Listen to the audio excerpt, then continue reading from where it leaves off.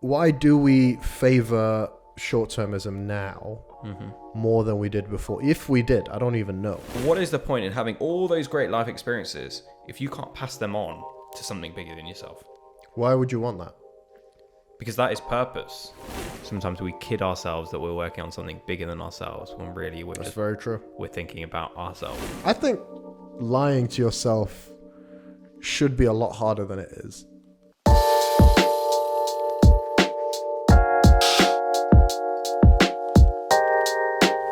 Hey there! Just before you get started and before you get into our amazing conversation today, please don't forget to like and subscribe wherever you can. Subscribing would mean the world to us. We're just trying to get that number up and up and up before hopefully it just flies. So yeah, just make sure you do that and enjoy the episode. Cheers.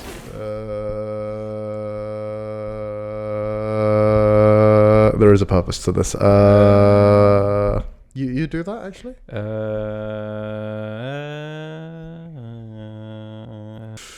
No, that's all good. You do need, you need to Crank it up. The funk's so rubber. All right, Okay, let's go. let's go. Wow. Sorry, I was a bit loud. Nah, I told you to crank it up and Okay. you fucking did. Boom, boom. Bada Sorry, bing, bada boom. I'll be calm now. Yes, welcome back. Welcome back. It's Yeah. been a long time. It has. It has Whole been week. Whole week. A lot's happened in a week. Did we film last week? The good, the day. Yeah, I think we did. Okay. The good, the bad, the ugly. Yeah. But it's been cracking on. How are things with you? Yeah, really good. Yeah. I figured out what I want in life. Okay. I'm editing the episode that I did with Harvey, and I told him that I just want a break. I don't want a break. I don't want a holiday. Okay. What I want is for the world to stop turning, for the business to just pause for a bit, Yeah. for my family to just be on pause for a little bit. Okay. All my responsibilities just on pause. I want to catch my breath and then hit play again. Sounds good. Yeah, who do I see about that? I don't know, but I love that because that if you invent that, there you have a big business model. Right. It's essentially the plot to Click. You know the Adam Sandler film? Yeah. And there's another film like Hydro Watch or Time or something like that. It's where you could like hydro. I don't know. It's where you push something on your watch and you pause time. But Yeah. we can't do that No. just yet. But what we can do is you can employ someone to like just take care of things for everything whilst you're gone. Yeah, hold on. This is going to ruin everything. Watch for time or something like that. It's where you could like hydro.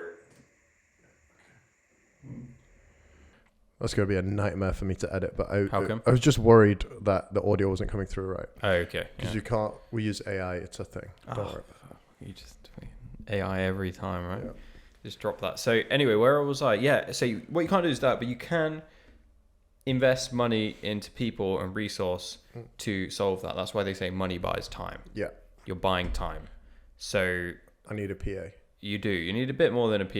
You obviously need more people in the team at WP, which we're working on, to kind of take care of stuff for you. Yeah. You need. We're doing all right on that front. I'd We say. are. But I think a little bit more. Certainly on your level. Right. Like as in like they get the way you make decisions. Yeah. That's my sign. Yeah. Oh, Romel. Yeah. I just swiped down, put it on airplane mode, Yeah. swiped up. Yeah. Just checking. I I'm don't just know, trying to make sure. I don't know. Don't blame my phone. Yeah. Okay. Yeah. No, I have a feeling that sometimes goes onto the button. Oh. That's my suspicion. Yeah. Oh, it is close. But it won't. No. Hello. Thank you for watching. If you made it this far, do me a favor and on Spotify, just leave a rating, good or bad. Be honest, we're happy with that. And on YouTube, if you could subscribe and like and leave us a comment, we'd love to hear your thoughts. Thank you very much. So yeah. Anyway, what I was saying is you can't do that, but you can buy time with money. Yeah. And when people say, "Oh, money," but you can buy time. Got to get a PA. You got to get a PA. You got to get a few bits and bobs. What would you do? You get a PA for your dad. Yeah. Preferably Totally would. Preferably they speak Arabic. Yeah. Yeah. So that's sorted. Yeah. No issue. I'm sure you can get them. Yeah. No problem. What, an Arabic speaking PA? Of course. Yeah, they exist. So- Holler at me. Let's do it. I will pay you something. Good money. Good For you, money. my friend. Good deal. Good Lebanese money. Yeah. Yeah. I say that because I think the Lebanese currency is collapsing. Yeah. Is it? Well, Yeah. also, along the same note, the Lebanese were voted the most angry Middle Eastern country. Wow. So I get it now. Wow. Yeah. Yeah, I'd be fuming. Yeah. Yeah, we're complaining about 10% inflation. They're saying like a couple 100%. Really? Yeah. Yeah, I'd be angry I'd too. be angry, yeah. But look, it can be solved. Yeah. So what I say is, yeah, just get an Arabic PA. Yeah, that literally, Arabic I think, speaking solves a lot of my problems. Yeah. How you doing? I'm good, man. Yeah? Yeah, all good, all Do you good. need an Arabic speaking PA? Not today, no. That's good.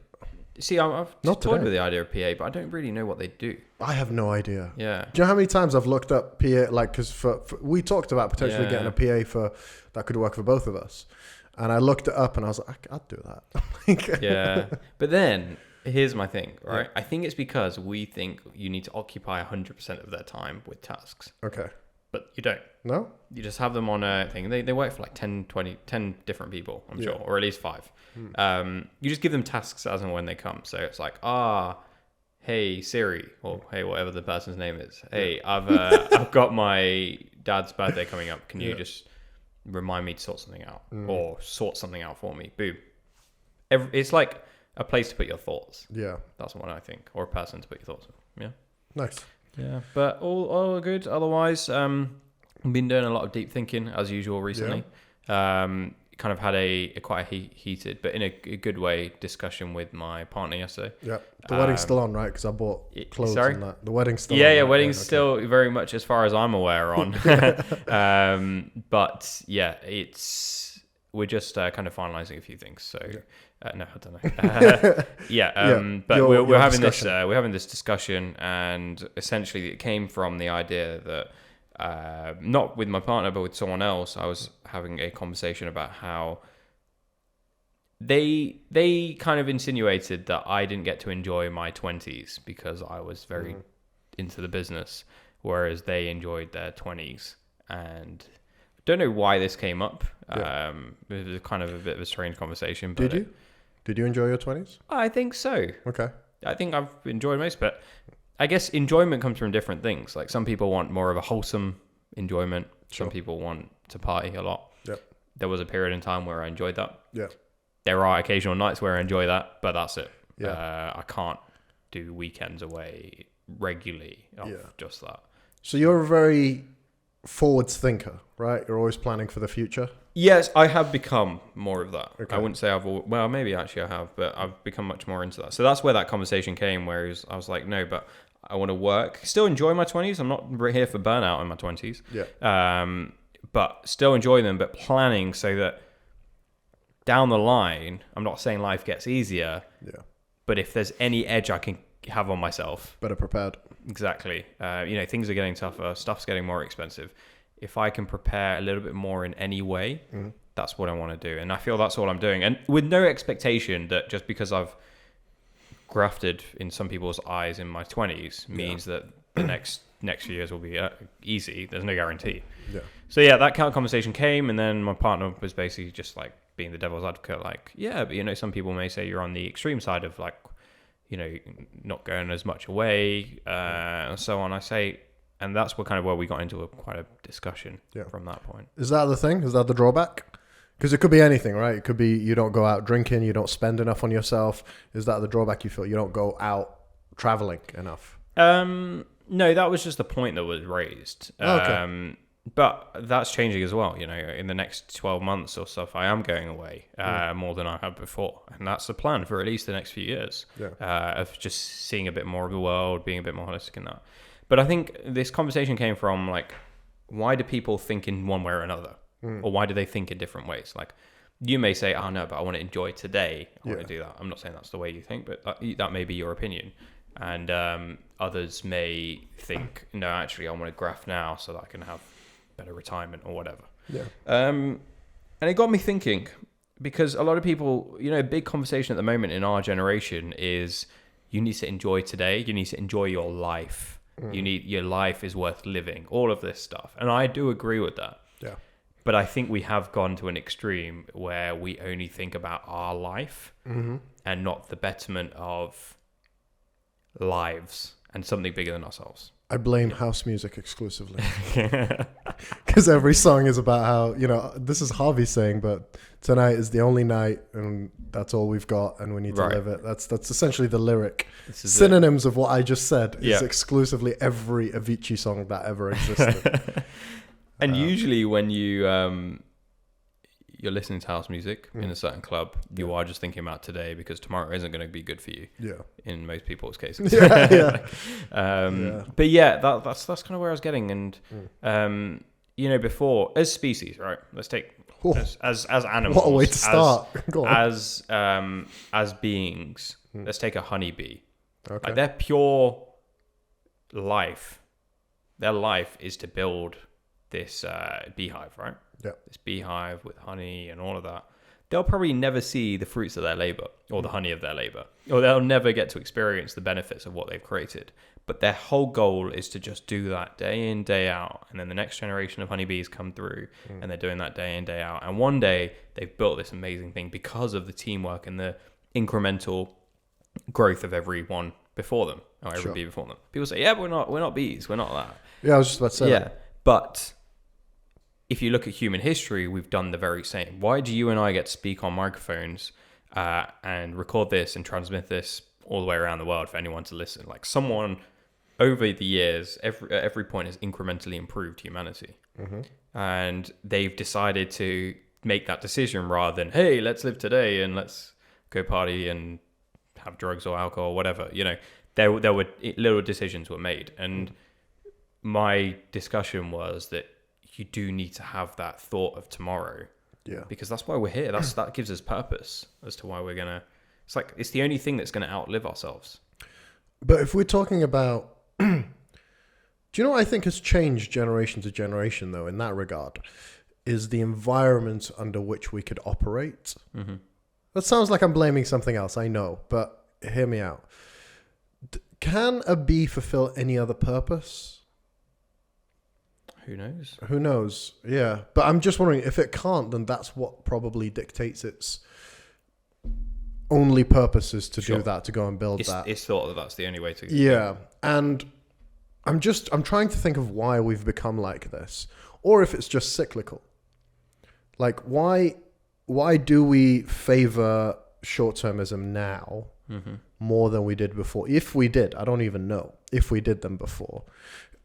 I only say this because I saw a funny reel of would you take $2 million or would you take $2,000 per week? Right. And the video cuts and it cuts to another lady and she's explaining how you answer that question will define exactly who you are. What would you take? Just super quick. Well, I'd take, what was it, $2 million? $2 million or either $2,000 or $4,000 a week. I'd take the $2 million. Would you? Only because $2,000 in like 10 years won't be worth very much. Okay. In a week. But yeah, I appreciate what you're trying to say. You're trying to say $2,000 in purchasing power. Like, like you're that's the wrong answer. Yeah, because it's short-termism, right? Yeah. No, it's the boomers' answer. Because boomers are a generation that have been raised to go, I'll take my $2 million, I'll buy a house, I'll buy my assets, and I'll just sit in it and I'll live a cozy life. Millennials will say, I'll take the $2,000 a week because they've learned not to trust anything. They can't trust the assets. They can't trust anything that will hold value. We've seen too many crashes, housing, financial crisis. We don't trust that. Give me something stable. Give me something till the rest of my life. It's interesting because I wouldn't say 2,000 like money is stable, but yeah, I get where you're coming from. Yeah, fair enough. Same logic, but you applied a different answer to it. So that's what made me think: is it the environment, or because are we just in an environment where we're like the environment is turning to shit. I mean, like, forests, polar bears dying, and all that jazz. All of that is going on. So what could I possibly do to control? Like, there's an end. There's almost an end in sight. Because what could I possibly do? It's eventually just going to end in the sun imploding and the earth. Yeah, but there's no guarantee of that. No. Like, that whole sun imploding and that discussion, yes, there's a lot of evidence, but only in the last 100 or 200 years has that even come about, the idea that things will end. Yeah. There are discussions that actually things won't end and things keep expanding and, life continues. Or not life, but, the universe continues. Yeah. What is the point in, and I'm not saying don't have a good time. I love having a good time. I love experiences. I love meeting new people, all of that. But I do think that all helps contribute to a bigger purpose of working on something bigger than yourself. Like traveling the world helps open your mind to work on something bigger than yourself. Sure. But what is the point in having all those great life experiences if you can't pass them on to something bigger than yourself? Like, what is the point? Like, boom, I traveled the world for 80 years straight. Boom, my memories have gone. Yeah. I die, I'm gone. What knowledge, wisdom, kind of improvements have I made in the world that will outlive me? Why would you want that? Because that is purpose. Yeah. That's like life defining that, okay, I am working on something bigger than myself. I'm just playing devil's advocate because I know what purpose means to me, but I just wonder if you look at somebody who only lives for that day or lives for tomorrow and that's it, they don't plan any further than that. I can understand the logic of like, it's okay to die without impact. And I'm just wondering why, or die without purpose. And it is okay. Okay. But don't tell other people that what you're doing is right. Yeah. Yeah. Okay. That's where I'm coming at. Like, for sure, live your life. It's your life. No one should be able to control what you do. Yeah. But understand, like, you take life too seriously. You focus on tomorrow. You just need to enjoy your life. It's got bigger consequences than you might think. Yeah. When you drag other people into short-termism, then you're potentially slowing down the building of some sort of beehive. This is it. Exactly, and that's the reason you even get to enjoy your life today is because others have built a beehive yesterday. Right.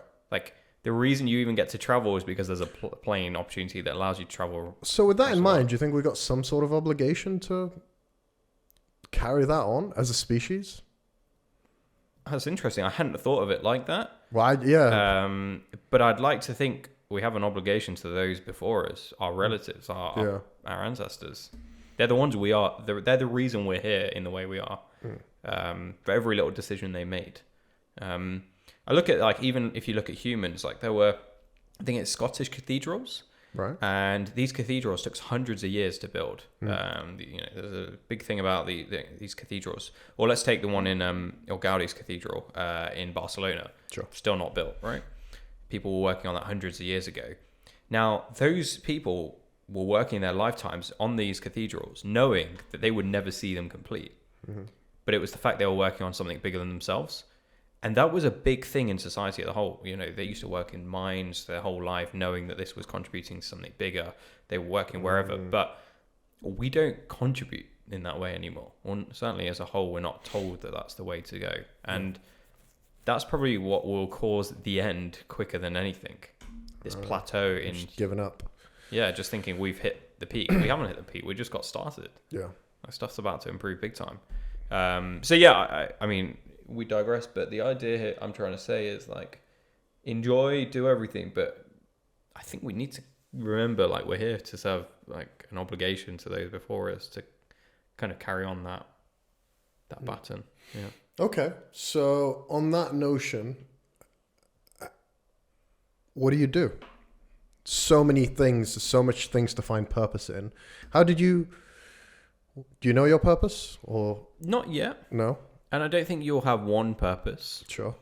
But I think if you contribute to feeling, and that's obviously very subjective, but feeling like you're doing good work and contributing in some way, that should be sufficient. And remember, everyone's got a subjective way. Someone could go, yeah, but what do you do that actually improves society? Or what do you do that actually helps move the needle? People will have that opinion, but the idea is, as long as you feel genuinely you're doing something, you know, I think being a mother to a kid or being a good father to a kid is a purpose in itself. Sure. You know, I'm not saying you have to be in a 9-to-5 job in an office, like grafting, you know. Yeah. There's plenty of different ways of taking it, you know, being there and taking your kid to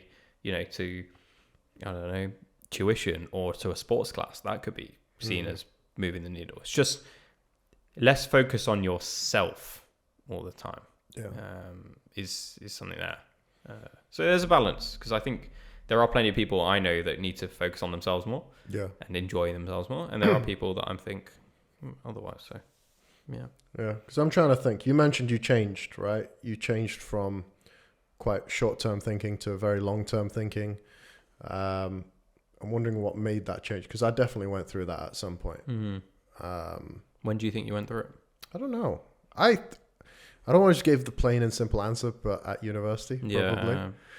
Or no, a couple of years after finishing. And it took, the reason why I asked the question earlier, it took seeing that something bigger was possible for me to do it.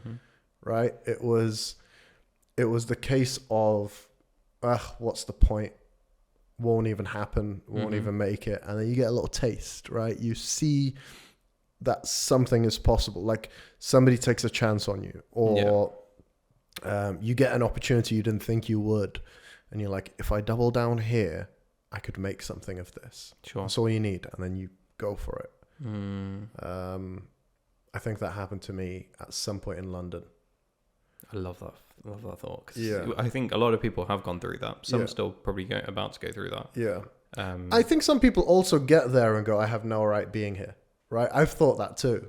You get somewhere, you get a taste of an opportunity, and you're like, I have no right being here. I didn't earn this, or like, imposter I'm not capable. Syndrome. Yeah, exactly. Yeah. Very much imposter syndrome.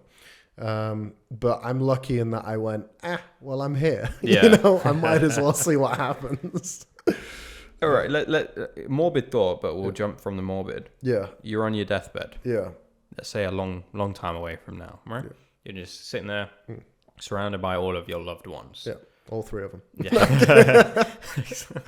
And you're just there and you're thinking about your life, right? Yeah. And like, obviously it's a sad moment, but for you, it's a happy moment. You know, like, wow, I've lived this very full life, you know, all of this. Now, I can't tell you how you'll feel, but I'm just predicting myself then. And I'm thinking, yes, it would be nice to have all these happy memories of what I've achieved and in terms of what I've seen, experienced and so on. That's refreshing. Yeah. But I do know, if my beliefs stay the same as they are now, that will be the end, you know, for me. Yeah. That will be, you know, all these good memories will dissolve into nothingness. So the idea that something, you know, I've done this and now whatever it is, you know, I've made an impact, I've made a dent in the world, carries on. Yeah. That seems to, every time I come back to that thought, that gives me a nice feeling. Like, yeah, that would be nice that I'm gone, but not that people will remember me as such, because I'm sure 2 or 3 generations away, people will forget my name.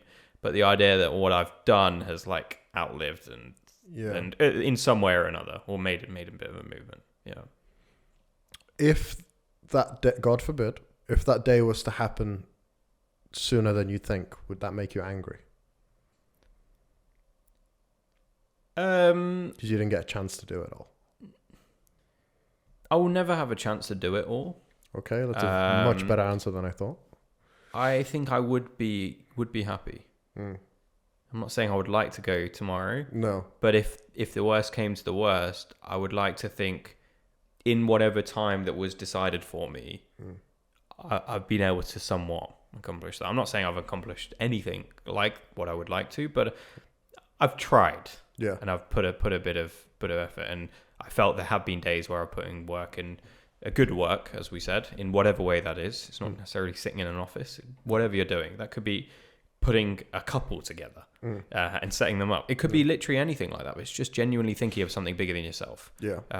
That's what I'm really trying to get at. And I think there have been periods where I've felt I've done that. So yeah, there's always room for more, and that's why I've come to this. But how about you?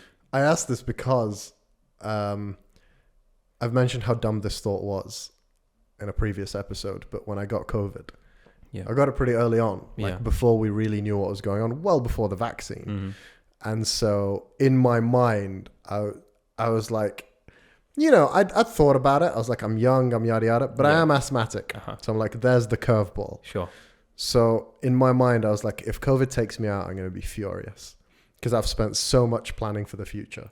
You know, like I was getting angry at my savings account. I was like, look what you did, and you didn't get a chance to enjoy a penny of that. Now you're just going to die. Right. I started thinking about things like that, like the money I had saved, or the times I had said no to spending time with friends so that I could work, or I started to think of all of those things that I was like, and for what? That was the only time it got me. Wow. And then I survived, and I was like, it's all good. False Imagine alarm. you just blown everything. Yeah, exactly. It's my last meal. I barely had any symptoms, but So that's an interesting point you just said there, because for what? yeah. And that's something that comes to mind. I see a lot of people that apparently like dedicate their life to work, and then they get to the end and they say, for what? Why did I do this? Yeah. My family don't even respect that I did that because I sacrificed seeing my kids grow up, or all of that stuff. For what? Yeah. So based on everything I've said, I still need to answer that question. Yeah. I mean, given your answers, let me offer you an answer. Based on your answers, it's not the level of impact, it's who you impacted, I think. Because in the office, even here at World Products, we've cultivated friendships. We've encouraged friendships. We've had multiple people who work for us go out for dinner and like not invite us, but that's cool. I'm not, I'm not hating. No, but like when that happened, we joked about that, right? It was a really cool moment for us. It was like we brought these individuals together to work together, and through their mutual hatred of us two, they went out and but yeah. So you cultivated a friendship. You build a big enough workforce, you might cultivate a relationship, something beyond just friendship. The work that you do might serve loads of people, hundreds of people, thousands, millions. Sure. But it was never those people that you were emotionally connected to, right? It might not even be worth the same amount as coming home early one day with flowers for your partner and seeing that smile on their face, because that's a much smaller impact, sure, but the value of that impact is much more to you. It means a lot more to you. So that's why I think you question for what. If you've built an empire, but you're on your deathbed alone, or you're on your deathbed with a few people who are angry at you, because you didn't, you served something greater than yourself, but not to the people that matter to you. Sure. Or maybe you've, well, firstly, maybe you need a reminder at your deathbed that you have served people greater than yourself. Yeah. Sometimes you look around, you're like, but my kids hate me. But fine, that's something else you should have could have worked on. But the fact is, you have done something. I think, based on what you're just saying, something my mind jumped to was the fact that sometimes we kid ourselves that we're working on something bigger than ourselves, when really that's very true. We're thinking about ourselves. Yeah. So people will say, I'm working for my kids, when in fact it's you're working for your own pocket or your own self-motivation to feel good. And because kids the nicest thing about kids is their complete inability to lie. They try, bless them, but they're so bad at it. So if you ask a kid, you're like, do you want to be rich in the future, or do you want an extra, I'll come hang out with you for an hour? Yeah. Kids are going to want to hang out for an hour. Right. Like, yeah. Bit short-term thinking, if you ask me. But yeah, it's very, that's the other thing. That's the other misleading thing about purpose, is it's very easy to convince yourself of what yours is. I think lying to yourself should be a lot harder than it is. I can convince myself of anything. Right. I can convince myself I'm the best at something when I'm not. Yeah. Do you know what? This has come up a lot more at work, where I see something and I'm like, it's happened with a few emails recently, where I'm like, what? Unbelievable. And then I look back through the email thread and I'm like, I can actually see how much I'm at fault here.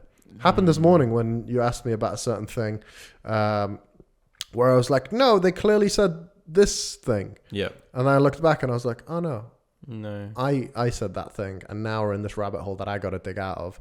But my initial reaction was like, I'd really convinced myself that I was in the clear. And the same thing, I think, with like purpose and all that jazz. It's very easy to go, no, I'm working for this purpose. I'm trying to do this. Sorry, my mind's gone through a few different thoughts there. But that was, I like the whole idea that you can convince yourself. We're very, very good at that. It's just everyone. I wouldn't just highlight yourself. Like we all do that. And maybe it takes talking your purpose through with someone else to give you some perspective. If I'm just in my room, like, this is why it was great speaking to my partner about this, because had I not done that, maybe I would have just been in my own echo chamber of like, you would have convinced yourself of something. Of something that didn't really get her perspective. Whereas, you know, it's good to be surrounded by people that quiz you a little bit, not being harsh on you, but just Sometimes. quiz you. Yeah, but in a softer way, because there's people that can be harsh on you and then you don't listen to what they have to say. Yeah. But when they're softer and more strategic about how they make you think and make you question things, that's really beneficial. So making sure you surround yourself by people like that. Yeah. Who open up your minds, and then I don't think you can kid yourself into purpose, and you kind of you think of things as holistically. Yeah. But it's interesting. There's no right. Again, I say this all the time. There's no right or wrong. But I am going through that dilemma a lot. Figuring out your purpose. Well, finding that balance between the two, and as Mr. Bezos says himself, regret minimization. Like, how can I be? I think he said 80, but I'd like ideally 90 or above, hopefully. How can I be 90 and like be on my deathbed and just be like, yeah, do all right. That's why he stepped down, right? That's super yacht time. Yeah, he's like, I needed that 6-pack. Yeah. Yeah. Do you? How often do you think about what you owe to previous generations? I think about this a lot. I'm very careful about how I speak about this. So much. We're so easy not. I love history. Yeah. So I love like thinking back as to how things were and so on, and my own history as well of like family. And I'm like, none of my cousins seem to care. Yeah. Except me. Like I'm like, where do we come from? Who is that? Oh, this is so cool. Yeah. Yeah.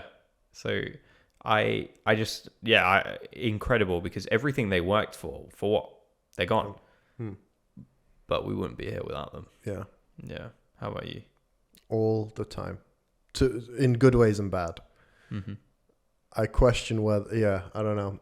I'm very careful how I talk about this. I've only spoken to 2 people maybe about this before, but like, I come from family that gave up a lot for me to be in the position I'm in.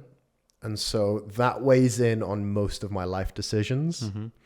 And it's guided me in a very good way. Like, every time I think about any dream and ambition I have as a man in his, still kind of mid-20s, every time I think about that, I contemplate whether my mum or my dad had the same opportunity to do so. And the answer is unequivocally no. Okay. Like, they moved from war-torn country to Sweden, from Sweden to the UK. Like, they were working for something bigger than themselves at all times. So that's steered me in the right direction quite often, which is like, take work seriously. They didn't do all that for nothing. Sure. Take your studies seriously. They didn't do all that for nothing. Apart from my levels, I know, Mum, you've not let that go yet. But, that's what makes me think, like, don't make bad decisions, because then all of that would have been for nothing. Okay. So it's guided me in the right way. But it's also kind of, it's given them a lot of leverage. Yeah. I don't know how I feel about that, because there's always been things that I want to do that might not necessarily align with what they want. Okay. And so that's where I've always had a very difficult battle in my mind, where it's, no, I need to understand, like, this decision is not an easy one, but ultimately it has to be mine. Yep. But the weight of their influence is a lot heavier than it usually is, I think, because of the sacrifices they made to allow me to be here and do this. Yeah. Yeah, it's a troubling one. And I think, in my opinion, generally, I think you have to be the one that feels it and feels that. Not obligation isn't the right word, but the need for certain decisions and not certain decisions. When you have that pressure, it's inorganic to that. And they, I'm sure, your family aren't the only things. I felt that certainly in my time, like accidentally. I don't think that, I just want to clarify as well, the reason why they make sacrifices might be relatively unique, not just to me, to loads of people. But the fact that families have made sacrifices for their kids, that's not unique at all. I think a lot of people, for their own individual reasons, have made those sacrifices. Yeah, I think every parent have made sacrifices for their kids to varying extents, but to a lot. Yeah. Like to a higher amount. How do you think you would be? How do you think I would be what? you say, look, you live this more privileged life than your 100%, your things, your family and your predecessors. Yeah. But there will be a time where actually your kind of if you go on to have kids and grandkids and whatever, they'll probably live, hopefully, a more privileged life than you. Sure. To which you probably would have made sacrifices unknown to you now. Maybe you already have made them. Maybe you will make them in the future. They will come.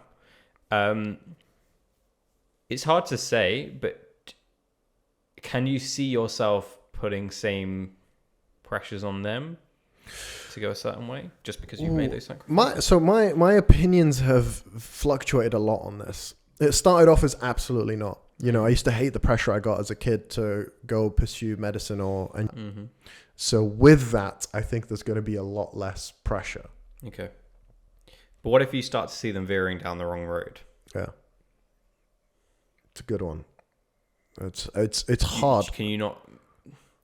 It's hard, right? Real hard. Yeah. But remember, this is like everything that you poured in your heart and soul into. Yeah.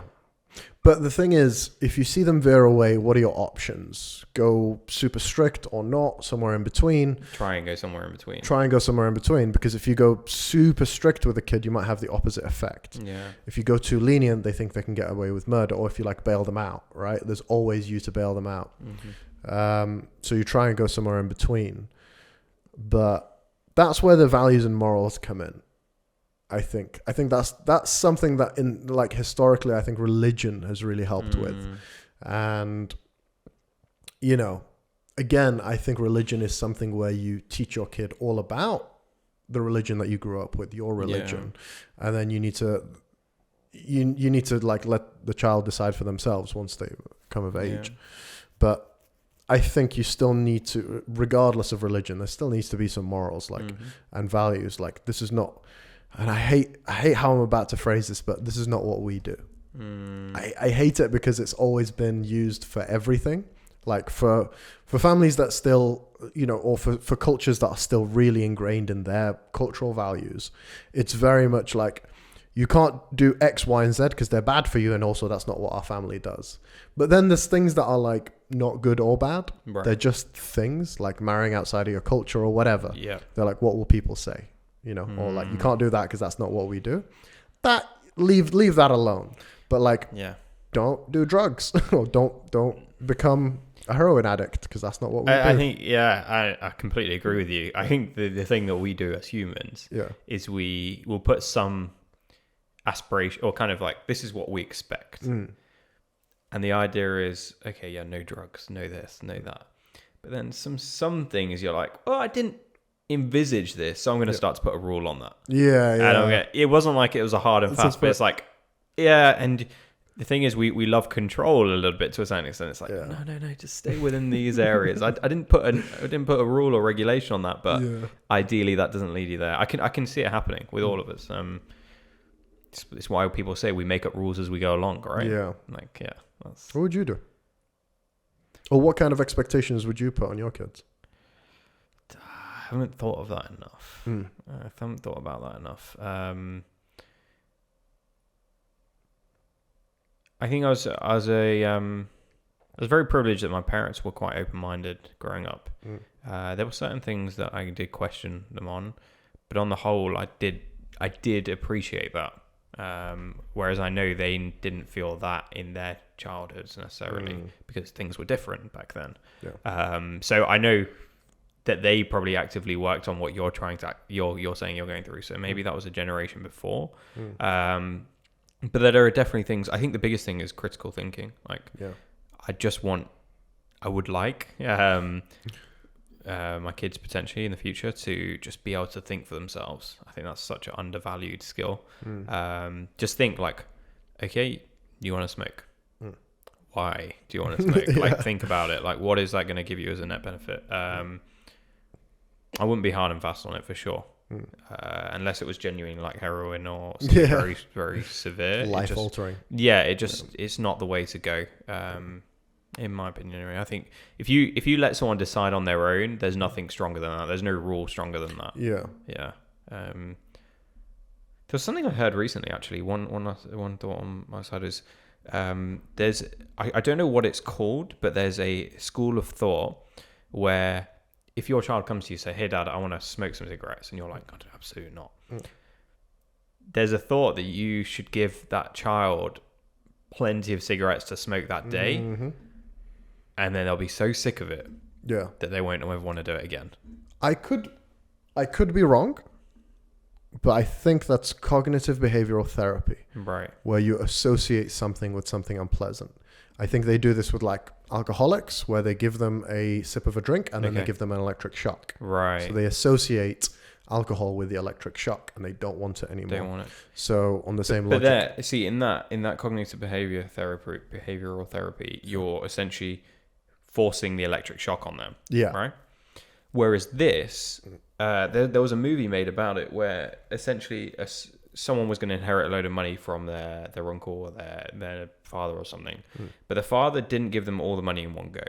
What he said is, you need to spend $30 million, back then $30 million, in 30 days. And if you can, then you'll get the rest of the inheritance, which is like $1 billion or whatever. So the idea there, everyone was like, oh, that's sick. That's amazing. Yeah. But what happened is that person got so sick of spending that money, because spending 30 million, 30 million money, where it wasn't easy to spend that money, actually made that person so sick of spending money, because I think they hosted a party, and I heard this from someone else, so I don't know the accuracy of this film, but they hosted a party and they thought, this is going to be millions, this will take me, and it was only $500,000. Right. Okay. And they were just fed up. They were fuming that how can I not spend? It was sickening. They they couldn't give away money, and essentially got them so sick that they hated spending money, and they inherited the money, and they were a lot more frugal with it. Yeah. Yeah. So I don't know what that's called. That's different. That's definitely different. But it's essentially getting them to realize how spending money isn't all that it's cracked up to be, or smoking cigarettes aren't all that it's cracked up to be. Yeah. On the topic, a reel came up of PewDiePie, the YouTuber, talking about his trainers and why he only ever has one pair of trainers, and he wears them out and then he buys the next one. And it's not for the reason you think. It's not like why Jeff Bezos drove a Honda Civic for years. It was actually, he was like, once you have the option to buy anything, buying stuff is no longer exciting. So he wears his shoes out to a point where he becomes excited about buying the next shoe. I thought it was quite fun. That's so where it's like, I need it's time for new shoes, let's get excited about it. Not just I fancy buying something. Or like, I'll buy 30 and I can wear whatever I want, wear it whenever I want. So like, as soon as a new trainer comes out, I buy it. It's building up the excitement as the shoe gets more and more messed up, and then the sweet release of getting another shoe. That's so interesting. Yeah. Perfect. But yeah, great chatting. Yeah. Really, really good conversation. But yeah, I was entranced. If you enjoyed listening to this podcast, don't forget to hit like on YouTube or wherever you are on whatever podcast app you are on. And also don't forget to subscribe as well, so you can see our episodes as and when they do come out, and comment as well on any ideas, or send us a message on any ideas you want to hear for the next podcast coming up. We really do need your help. Cheers.